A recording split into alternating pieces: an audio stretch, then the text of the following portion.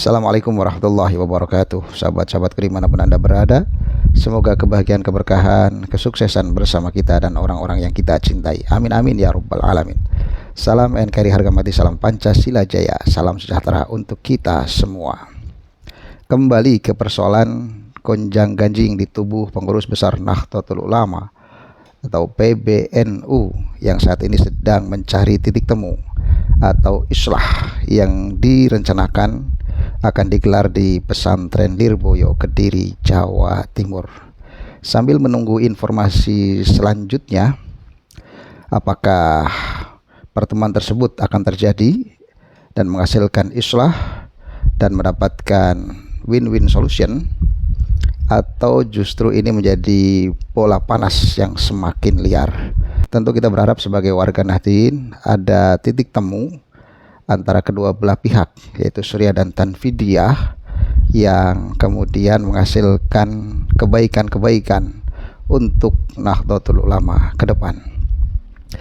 Nah, alangkah baiknya sambil menunggu informasi tersebut apakah terjadi atau tidak, kita simak pernyataan atau pendapat dari Kiai Haji Madudin Usman Al-Bantani menanggapi polemik atau gonjang ganjing di tubuh Nahdlatul Ulama. Mari kita simak videonya. Mana pandangan saya tentang surat dari rapat Suriah yang ditandatangani oleh Rais Am yang meminta kepada Gus Yahya sebagai ketua umum untuk mundur dalam 3 hari atau dimundurkan. Kita sebut saja sebagai sebuah surat ancaman Rais Am untuk Ketua Umum PBNU Gus Yahya. Kita bisa mengatakan bahwa surat itu adalah sebuah produk hukum.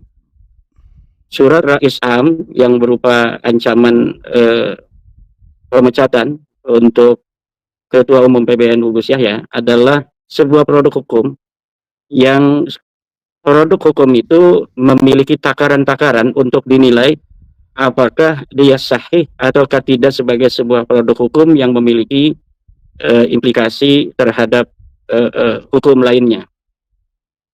Saya tidak tahu, belum mengkaji secara dalam anggaran dasar dan anggaran rumah tangga, pasal berapa, poin berapa yang bisa dijadikan iliyah, kepantasan menjadi alat dari produk surat Suriah tersebut. Tetapi dari sisi usul fikih kita bisa menakar apakah sebuah produk hukum yang diproduksi oleh Suriah itu memenuhi syarat kesahihan atau tidak. Di dalam usul fikih kita mengenal adanya sebuah kaidah al-hukmu yaduru ma'a illatihi wujudan wa adaman, bahwa hukum itu berjalan berdasarkan ilatnya, adanya ilat atau tidak adanya ilat. Idza wujidatil illatu wujidal hukmu wa idza intafatil illatu intafal hukmu. Apabila ilatnya itu ada, maka hukum ada. Kalau ilatnya tidak ada, maka hukum itu tidak ada. Adanya ilat kemudian berimplikasi terhadap adanya hukum itu disebut dalam usul fikih dengan itirad. Apabila ada hukum tidak ada ilat, itu disebut dengan adamul itirad. Kalau ada ilat tapi tidak ada hukum, itu disebut dengan takhalluful hukmi anil illah. Seperti adanya hukum adanya ilat bahwa Ba'alawi bukan cucu Nabi, adanya sebuah pernyataan-pernyataan yang keluar dari ajaran-ajaran Ahlussunnah wal Jamaah Nahdliyah yang dinarasikan oleh beberapa oknum Balawi, kemudian tidak bisa disikapi, dihukumi oleh pengurus besar Nahdlatul Ulama. Itu namanya takhalluful hukmi anil illah. Sudah ada ilat tapi tidak berani untuk menetapkan. Nah, saya kira produk hukum dari Rais Am atau Suriah ini bisa ditakar dari itu. Apakah dia memiliki iliyah, dasar yang menjadi indikator kesahihan dari produk hukum itu ataukah tidak.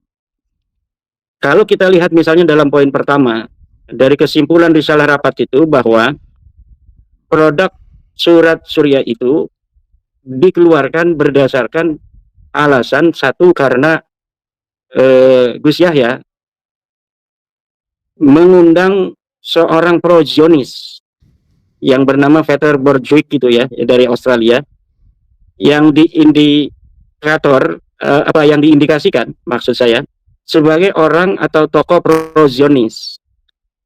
Dan dengan itu maka disebutkan di dalam risalah Surya itu bahwa Gus Yahya telah melanggar ajaran Ahlussunnah wal Jamaah dengan beliau mengundang tokoh yang pro-Zionis itu. Nah, dari yang poin pertama ini kita bisa takar kesahihan dari narasi surat itu. Apa betul orang yang pro-Zionis itu bisa dikatakan langsung sebagai seorang Zionis? Ataukah orang yang disebut Zionis harus orang yang terdaftar menjadi aktivis Zionis? Kalau orang yang dikatakan sebagai orang yang pro-Zionis dalam pemikiran, kemudian disebutkan dia sebagai Zionis, berarti orang yang pro terhadap pemikiran dan cara dakwah, cara gerakan FPI misalnya, itu juga sebagai orang FPI. Dan kemudian kita bisa katakan dia melanggar daripada ajaran Ahlussunnah wal Jamaah karena gerakan FPI sebagai anggota organisasi terlarang itu tidak sejalan misalnya dengan ajaran Ahlussunnah wal Jamaah An-Nahdiyah. Berarti jika orang yang pro-Zionis kemudian dengan mengundangnya mengakibatkan Gus Yahya dituduh sebagai orang yang melanggar ajaran Ahlussunnah wal Jamaah, maka orang yang pro FPI pun sama melanggar ajaran Ahlussunnah wal Jamaah Nahdiyah. Karena ajaran-ajaran FPI diametral dengan ajaran-ajaran Ahlussunnah wal Jamaah Nahdiyah yang dipegang oleh Nahdlatul Ulama. Kesimpulannya berarti seorang yang pro FPI pun seperti di dalam jejak digital Roisam itu juga bisa diimpeach karena melanggar poin pertama seperti yang terdapat di dalam surat yang diberikan untuk Gus Yahya itu. Karena betul-betul telah melanggar anggaran atau ajaran Ahlussunnah wal Jamaah, di mana gerakan FPI tidak sama dengan gerakan Ahlussunnah wal Jamaah Nahdiyah yang dipegang oleh Nahdlatul Ulama yang bersifat toleran, tasamuh, tawazun, dan adalah. Nah, cukup jelas apa yang disampaikan oleh Kiai Haji Imaduddin Usman Al-Bantani. Jika misalnya Gus Yahya dianggap melanggar ADART atau melakukan pelanggaran terhadap fikroh Ahlussunnah wal Jamaah Nahdiyah, maka Suriah pun bisa kena pasal ini. Bisa kenal pasal ini karena misalnya pro atau mendukung terhadap organisasi tertentu yang tidak sesuai dengan semangat Ahlussunnah wal Jamaah An-Nahdiyah secara fikriyah, secara fikroh.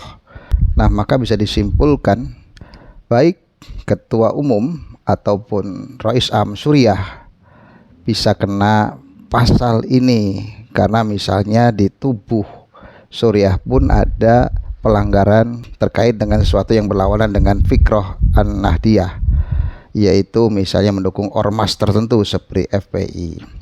Oleh karena itu ini sangat penting dipertimbangkan ketika mengusung ketua umum ke depan, ketua umum PBNU ke depan, maka yang diprioritaskan adalah orang-orang atau figur yang tidak ada keterkaitan dengan fikroh-fikroh selain fikroh Aswaja An-Nahdiyah, Ahlussunnah wal Jamaah An-Nahdiyah. Yang kedua, tidak terlibat misalnya dengan kepentingan-kepentingan Zionis, tidak terlibat dengan kepentingan-kepentingan ekonomi, kepentingan-kepentingan politik dan sebagainya. Jika memang ada yang senang berpolitik dari tokoh-tokoh NU, maka salurannya jelas harus ke PKB atau P3 yang sesuai dan selaras dengan fikroh Ahlussunnah wal Jamaah An-Nahdiyah, sehingga jelas ketua umum ke depan itu tidak ada campur tangan dari orang-orang yang memiliki kepentingan tertentu atau kelompok tertentu yang ingin membelokkan atau menyetir NU.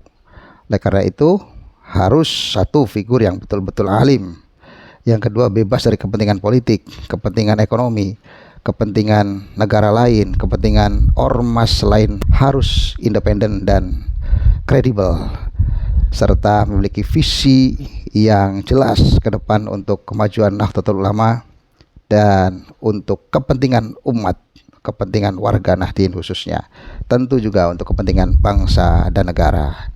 Ini saja, semoga bermanfaat. Assalamualaikum warahmatullahi wabarakatuh.